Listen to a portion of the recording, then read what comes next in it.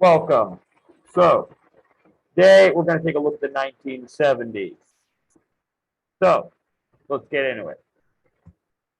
So, one of the things that really kind of carries over from the 1960s is this counterculture movement, which turns into the hippie culture of the 1970s. And this countercultural movement, this movement of questioning tradition, of exploring different substance uses, sexualities, et cetera, really grew more widespread. And a lot of this really centered over young people's objection to the Vietnam War. And this is what really drove this wedge between the older generation and the younger generation, with more older Americans, as a general rule of thumb, supporting the war and more younger Americans being opposed to the war. So, and this got only exacerbated as the Vietnam War looked less and less winnable for America.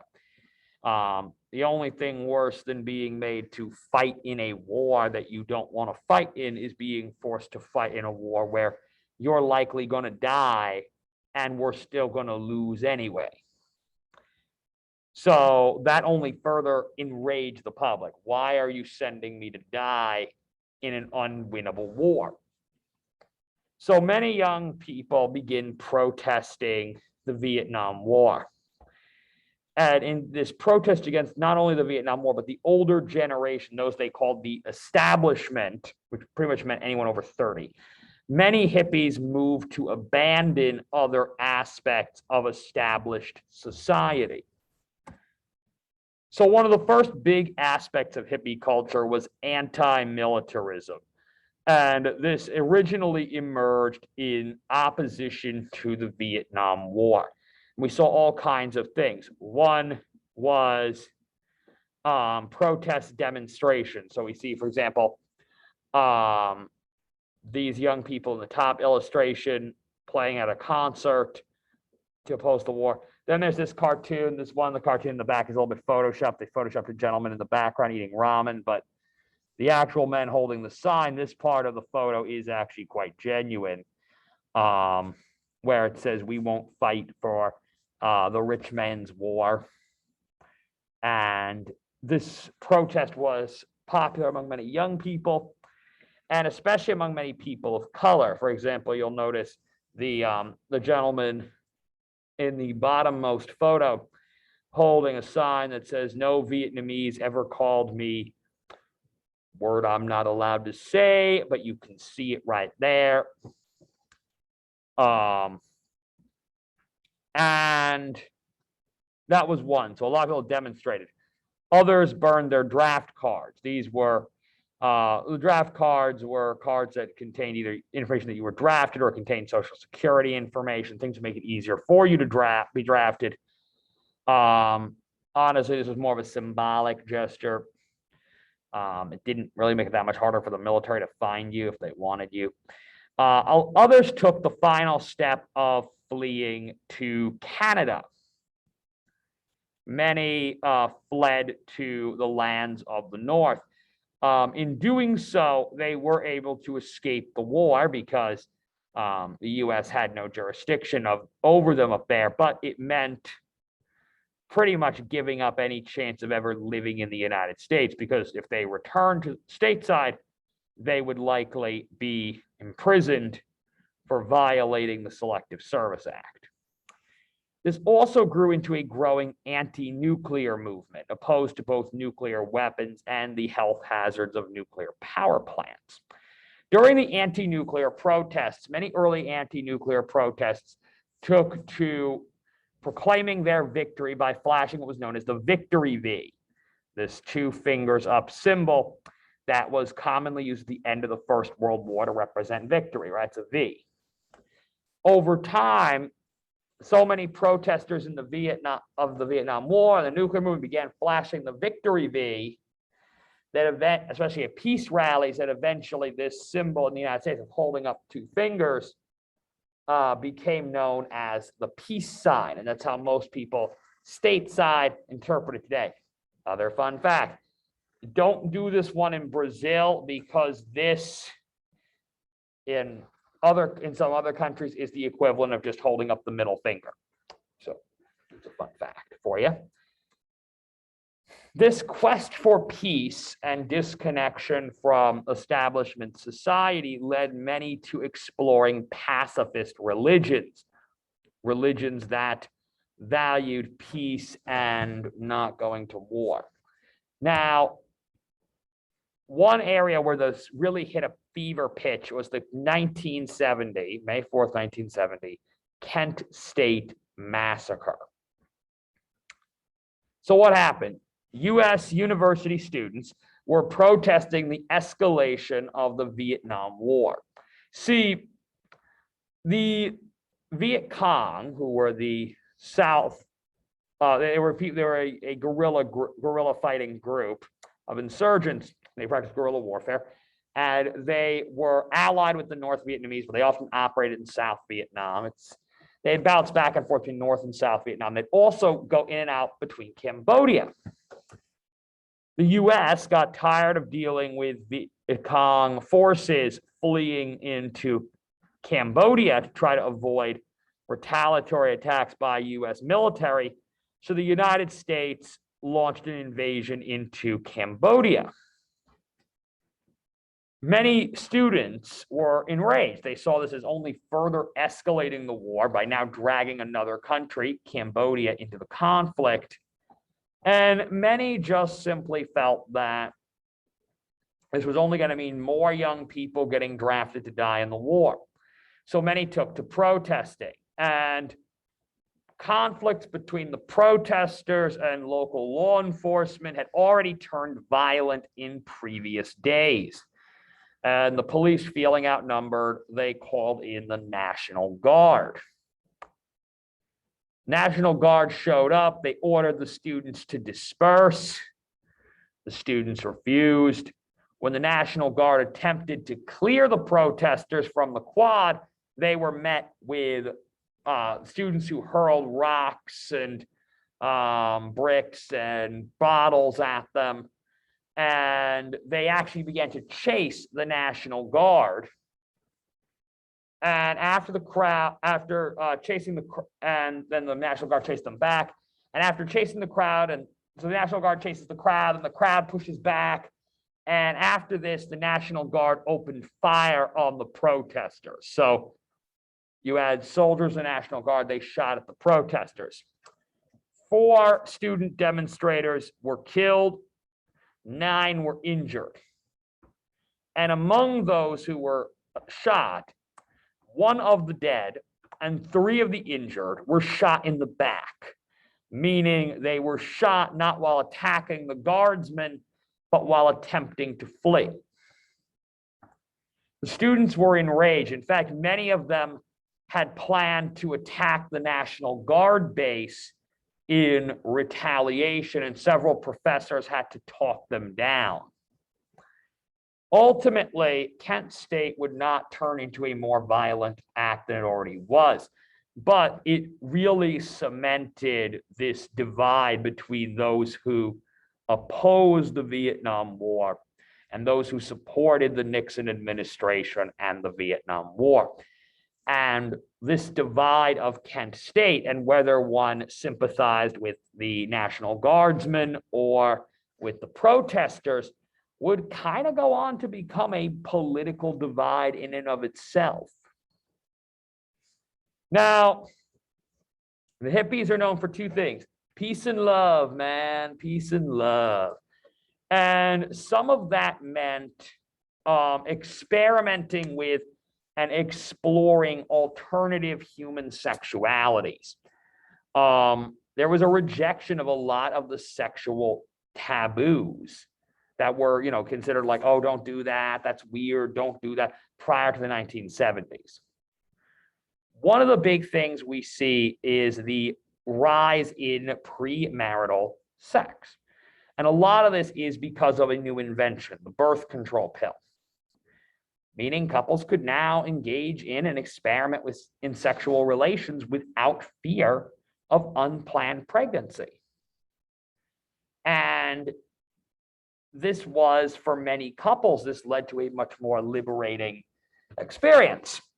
The downside, from an epidemiological standpoint, is that while the birth control pill was very effective at preventing unwanted pregnancy, it did virtually nothing to prevent the spread of sexually transmitted infections.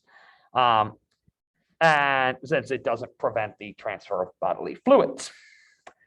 This was especially dangerous when we look at the spread of HIV. While HIV would not enter onto the public's radar until the 80s, most epidemiologists believe it was already spreading in the 1970s. So this kind of conduct most likely only further facilitated the spread of this particular infection. Now, people didn't understand the dangers of this. The notion of lethal sexually transmitted infections was unheard of. Most infections that were known at this period could be cured with a simple dose of penicillin. Now, like the 1960s, many of the people involved experimented with things like orgies and swinging. Orgies is, well, multiple people having sexual relations at one time. Swinging is when couples meet to switch partners. All of these were experiments that people carried out in the 1960s and 70s. Again, there's kind of this idea of screw the establishment. We're not going to do what they say. We're going to live our lives the way we want to. Hippie spirituality. So most hippies abandoned the traditional churches and synagogues of their parents in favor of more non-traditional forms of spirituality. This included mysticism, experiments in things like tarot reading, astrology.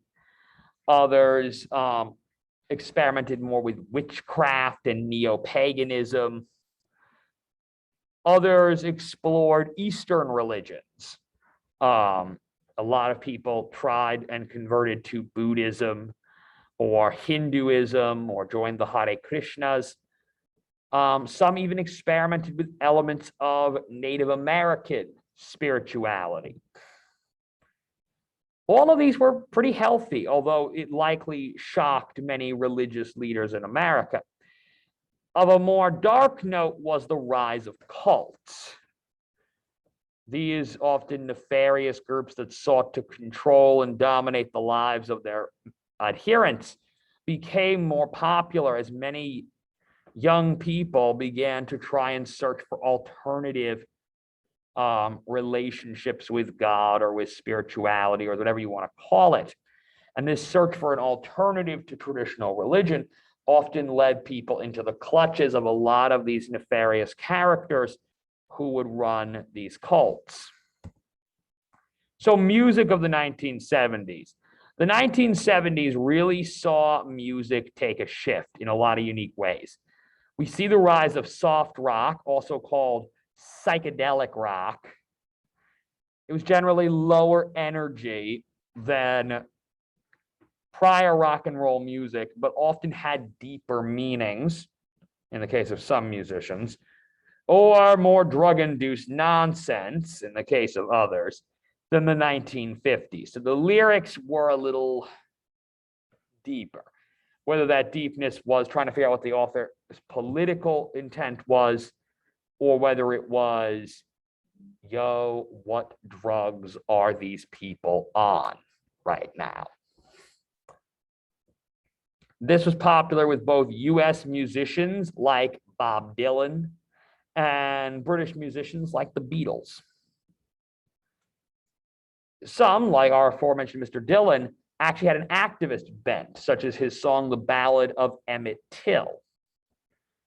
It also reintroduced the acoustic guitar. Acoustic guitars had begun to vanish from the rock scene when one of the defining aspects of traditional rock and roll was the use of electric amplifiers. So this style reintroduced the acoustic guitar, which had been part of the jazz ensemble, but it kind of faded away. And it also brought in sitars and other non-European instruments into the band. Not everyone went for this soft rock. Others kind of rebelled against it, leading us to the rise of hard rock and black metal. This was a reaction to the soft rock of the early 70s and late 60s. And it was kind of the hardcore music of the day. It featured a lot more crime or occult references.